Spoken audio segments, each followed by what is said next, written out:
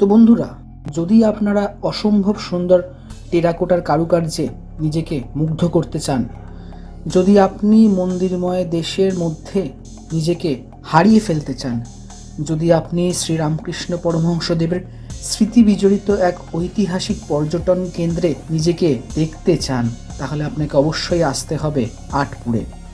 এই দ্বারহট্ট আটপুর নিয়ে আজকের ভিডিও।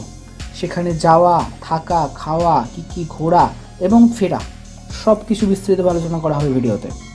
আর আপনাদের সকলের সুবিধার্থের জন্য এই পুরো অংশটাকে আমরা বেশ কিছু সেপারেটেড সিকোয়েন্সের মধ্যে দিয়ে ভিডিওতে বর্ণিত করব। মানে ধরুন, আজকের ভিডিওতে কিছুটা পার্ট দেখাবো, আবার পরের ভিডিওতে, যাতে আপনাদের বুঝতে সুবিধা হয়। শর্টের করলে বিষয়টা অনেকটাই কিন্তু মিস হয়ে যাবে, অনেক জায়গা কিন্তু ঘাটতি থেকে যাবে, আপনারা বুঝতে পারবেন না। সুতরাং আপনাদের সুবিধার্থে, আপনাদের জন্যই কিন্তু আমরা ভিডিওটাকে বেশ কিছুটা সিকোয়েন্স বা সেপারেটেড অংশে আমরা বর্ণিত করতে চলেছি।